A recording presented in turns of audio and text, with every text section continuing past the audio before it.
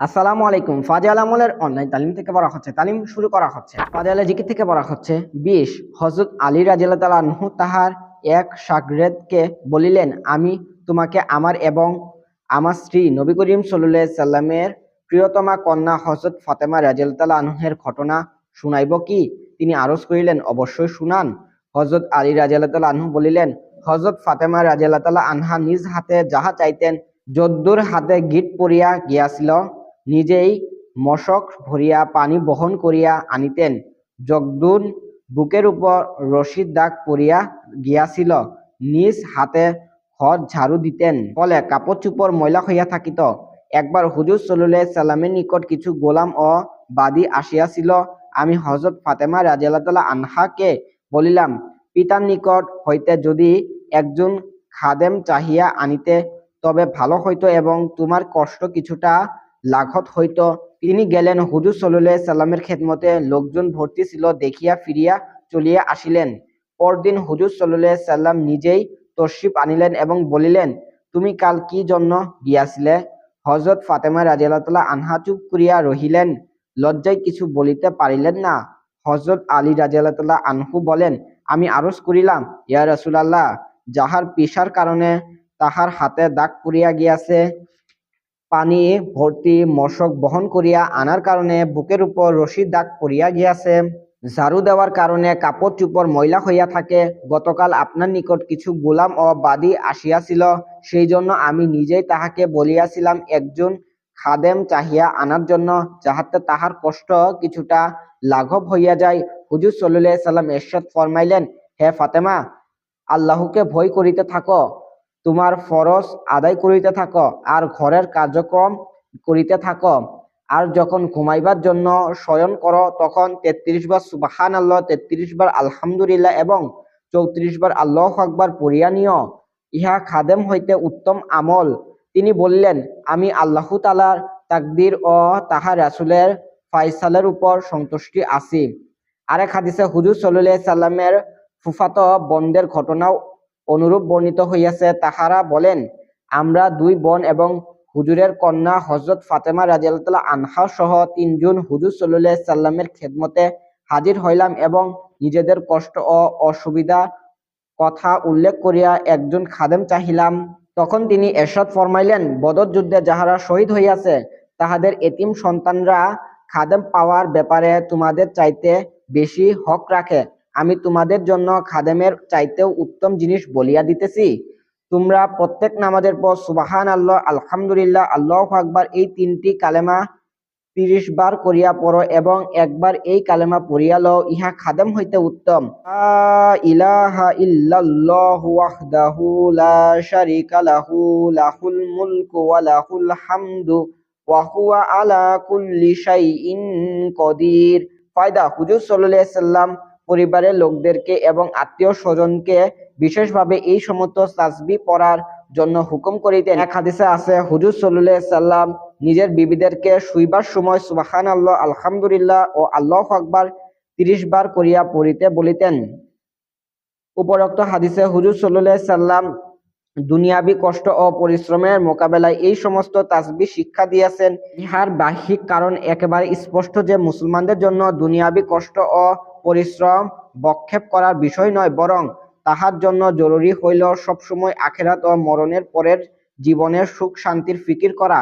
এই জন্য হুজুর সাল্লাল্লাহু আলাইহি সাল্লাম দুনিয়ার ক্ষণস্থায়ী জিন্দেগির দুঃখ কষ্ট হইতে দৃষ্টি সরাইয়া আখিরাতের সুখ শান্তির সামান বৃদ্ধি করার জন্য মনোযোগী করিতেন।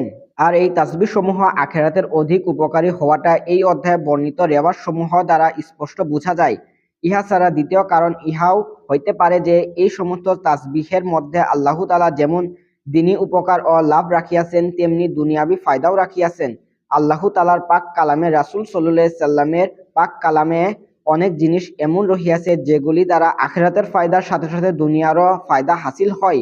যেমন এক হাদিসে আছে, দাজ্জালের জামানায় ফেরেশতাদের খাদ্যই মুমিনদের খাদ্য হইবে, অর্থাৎ তাসবিহ, তাকদীস, সুবহানাল্লাহ ইত্যাদি শব্দ পড়া। যেই ব্যক্তি মুখে এই কালিমাগুলি পড়িবে, আল্লাহ তাআলা তাহার ক্ষুধা কষ্ট দূর করিয়া দিবেন। এক হাদিসে হইতেও ইহাও জানা গেল যে এই দুনিয়াতে খানা পিনা না করিয়া শুধু আল্লাহর জিকিরের উপর জীবন যাপন সম্ভব হইতে পারে। দাজ্জালের সময় সাধারণ মুসলমানদের এই সৌভাগ্য লাভ হইবে। কাজেই এই জামানায় খাস মুমিনদের এই অবস্থা হাসিল হওয়া অসম্ভব কিছু নহে।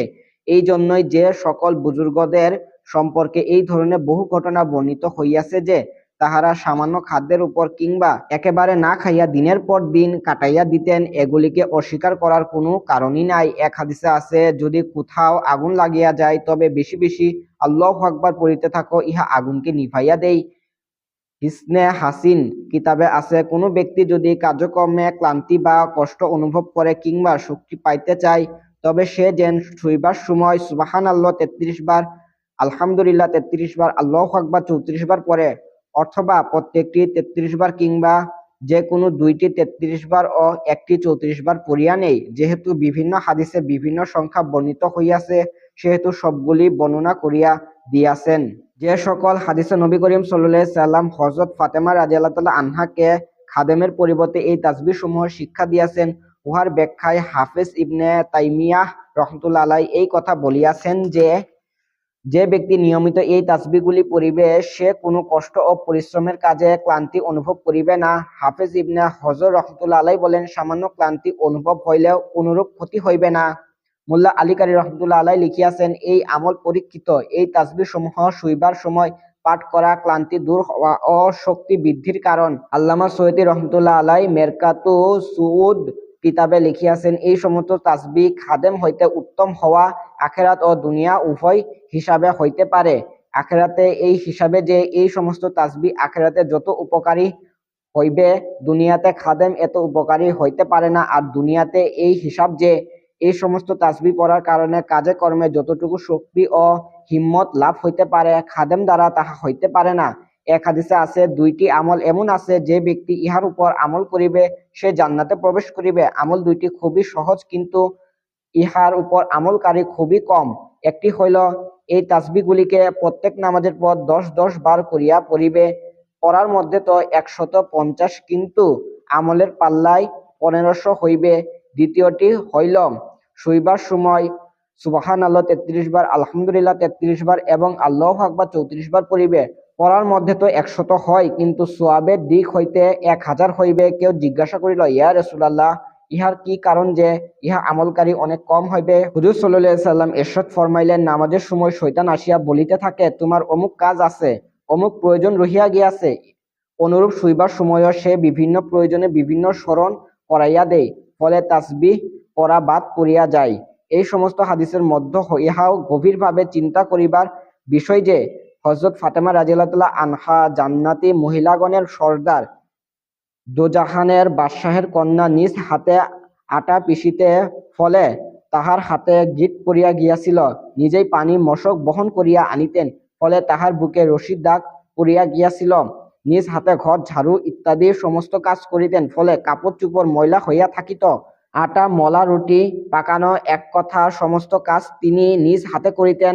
আমাদের স্ত্রীগণ এই সমস্ত কাজ তো দূরের কথা, ইহার অর্ধেকও কি নিজ হাতে করিয়া থাকেন? যদি না করেন তবে কত লজ্জার কথা যে যাহাদের মনিবদের জিন্দেগি এইরূপ, তাহাদের নাম ধারণাকারী, তাহাদের নামের উপর গর্বকারীদের জিন্দেগি তাহাদের ধারে কাছেও হইবে না। উচিত তো ছিল গোলামদের কাজ এবং তাহাদের পরিশ্রম মনিবদের তুলনায় আরো বেশি হইবে, কিন্তু আফসোসের বিষয় হইল আমরা ইহা ধারের কাছেও নাই। অভিযোগ আল্লাহ পাকের দরবারে এবং তাহারই সাহায্য প্রার্থনা করিতেছি। পরিশেষে অতি গুরুত্ব একটি বিষয় আলোচনা করিতেছি আর ইহারই উপর এই পুস্তিকা সমাপ্ত করিতেছি। উপরে বর্ণিত তাসবিহ সমূহ অত্যন্ত গুরুত্বপূর্ণ এবং দুনিয়া ও আখিরাতে দরকারি ও উপকারী। যেমন উপরে বর্ণিত হাদিস দ্বারা জানা হইয়াছে, এই গুরুত্ব ও ফজিলতের কারণে হুজুর সাল্লাল্লাহু আলাইহি সাল্লাম এক বিশেষ নামাজের জন্য উৎসাহিত করিয়াছেন, যাহা সালাতুল তাসবিহ, তাসবিহের নামাজ নামে প্রসিদ্ধ। এই নামাজের মধ্যে ৩০০ বার উক্ত তাসবিহ পড়া হয় বলিয়া ইহাকে সালাতুল তাসবিহ বলা হয়। হুজুর সাল্লাল্লাহু আলাইহি সাল্লাম অত্যন্ত গুরুত্বের সহিত উৎসাহ প্রদান সহ এই নামাজ শিক্ষা দিয়াছেন।